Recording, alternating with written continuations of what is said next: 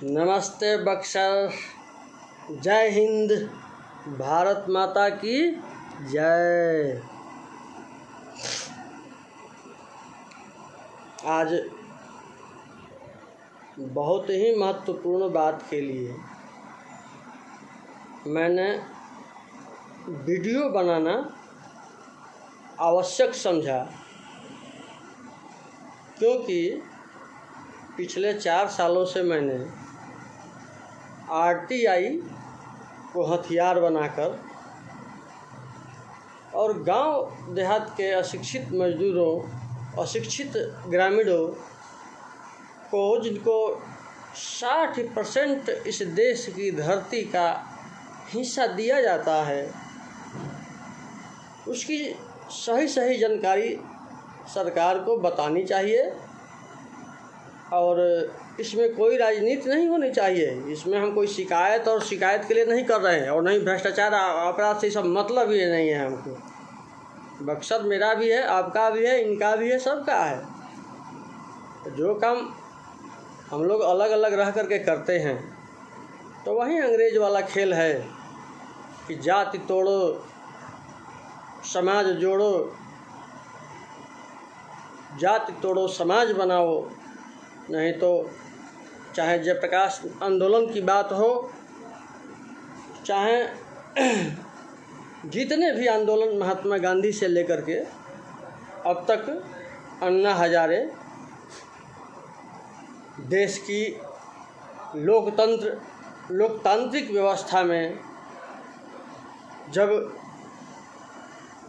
समय के अनुसार तांडव दिखाने का समय जब नज़दीक आता है, तो भगवान परशुराम की तरह हम लोग फारसा भी चलाने से बाज नहीं आते। ये नहीं है कि हम लोग डर रहे हैं किसी से, लेकिन मेरा कहना है कि महात्मा गांधी जी स्वराज की स्थापना चाहते थे और बोलते थे कि जब तक ग्राम स्वराज की परिकल्पना साकार नहीं होगी, तब तक कोई भी सरकार, चाहे जितना भी मीडिया को पैसा दे करके, अखबार को पैसा दे करके, सब कुछ मैंने हाईलाइट में बने रहिए, लेकिन जनता दिनों दिन और गिरती जा रही है। स्थिति बहुत भयावह होती जा रही है।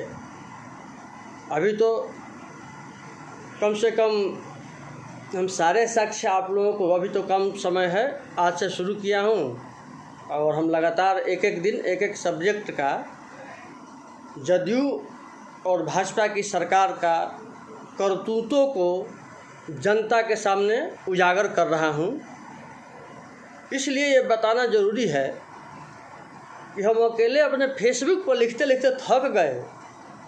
भैया ये तो बोलता है, लोग ईमानदारी की बात करता है, सिद्धांत की बात करता है, कोई कांग्रेस में है, कोई बीजेपी में है, कोई भाजपा में है, कोई कम्युनिस्ट में है, कोई बहुजन में है। लेकिन आज क्या ऐसा स्थिति हो गया कि जब हम सही बताने लगे कि भाई देखिए ये योजना इतने का है, ये योजना उतने का है, ये इसको मिलेगा, वो उसको मिलेगा।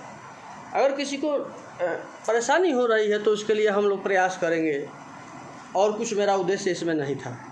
इसलिए कि हम लोग मुखिया, सरपंच और बीडीसी के लिए ये सब नहीं कर रहे हैं, और न भविष्य में हमको ये सब करना है। राजनीति करने वाला लोग अलग है, हाँ, लेकिन हम राजनीति के फील्ड में किसी का दखल जब नहीं करते हैं, तो उस आदमी को भी मेरा सम्मान करना चाहिए।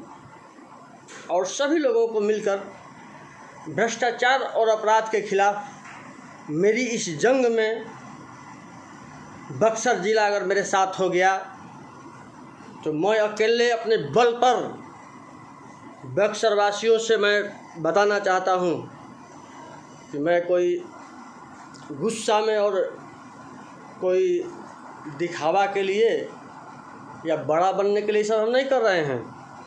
ये सब करना रहता ना तो 25-30 साल से आप कर सकते थे। अभी तो हम रेलवे के नौकरी में थे। देखे कि एक समय संतोष निराला जो है मेरे पीछे पीछे घूमते थे।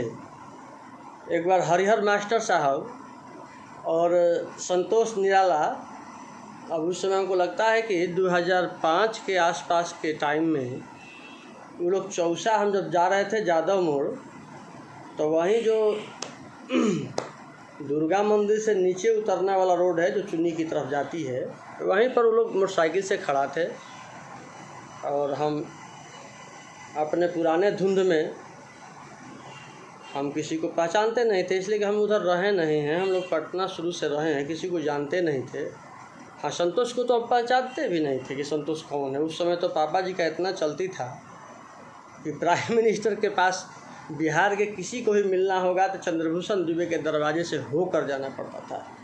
मेरे पिताजी इतनी बड़ी उपलब्धि पा ली थी, लेकिन जब देखे कि भाई इतना ईमानदारी से कर रहे हैं, और आज के ज़माना यह है कि जो नहीं करते हैं उसका और प्रचार करो, जो करते हैं वो तो ठीक है, लेकिन जो नहीं करते हैं काम तो उससे तो बढ़िया है कि कोई कमवे मत करो, केवल प्रचार कर दो, हाँ सब कुछ दिया गया, एक बांट लो आपस में।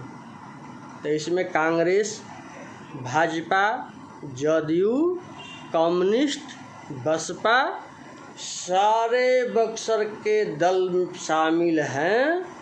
हमको तो एक समय ऐसा स्थिति लगा कि सब इतना हत्यारा है कि पद और पैसा के लिए लोग किसी को बलि चढ़ा देगा, किसी को गोली मार देगा। इस लोगों के लिए राजनीति और समाज से कोई इन लोगों को मतलब नहीं है।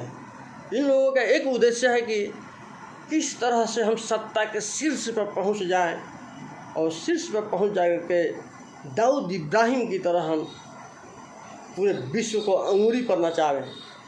लेकिन भाइयों एवं बहनों, मैं भी 30 साल के अपने जीवन में अभी कम से कम 48-47 हो गया, दुनिया बहुत देख लिया हूँ। और प्रधानमंत्री से मुख्यमंत्री से मेरे अगल बगल रहने वाले ही लोग मुख्यमंत्री 30-40 साल तक रहे, लेकिन मैं अपने पिताजी के प्रतिष्ठा के चलते राजनीति की बात करता ही नहीं था। नहीं तो मेरे लिए तो रेलवे के टाइम में, रामविलास जी के समय में, बोड़ा के बोड़ा लोग रुपया लेके आ रहे थे। पशुपालन घोटाला के समय लेके आ रहे थे। एक समय तो पापा जी राज्यसभा का टिकट लालू यादव दे रहे थे, उसको भी नहीं लिए। स्वाभिमानी आदमी। मेरे इस वीडियो की एक एक बात अगर गलत होगी तो मेरे खिलाफ कोई भी मुकदमा कर सकता है।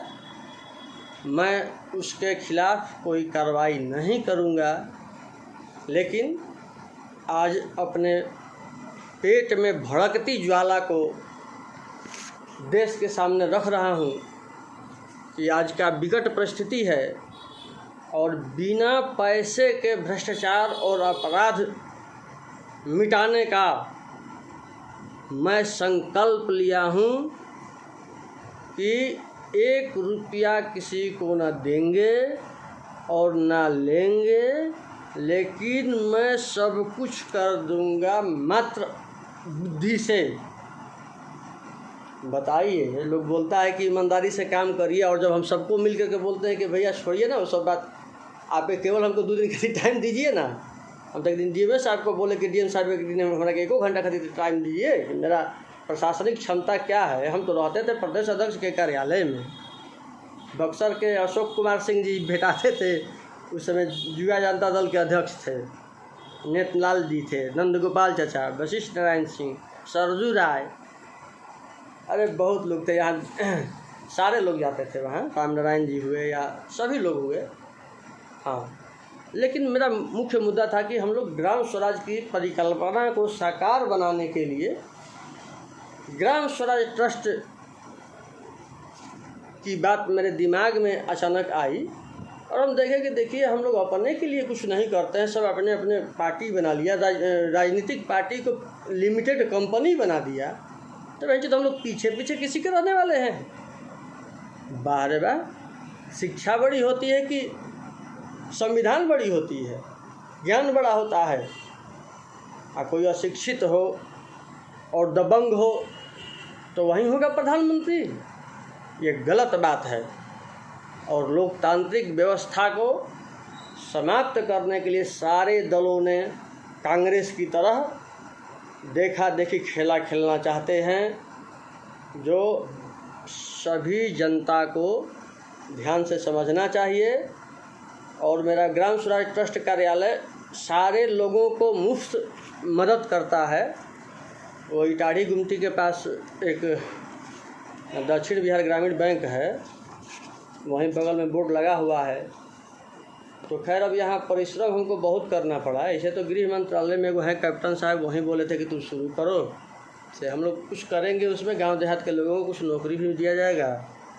तो ये तो हम 4-5 साल पहले से तैयारी कर रहे थे भैया।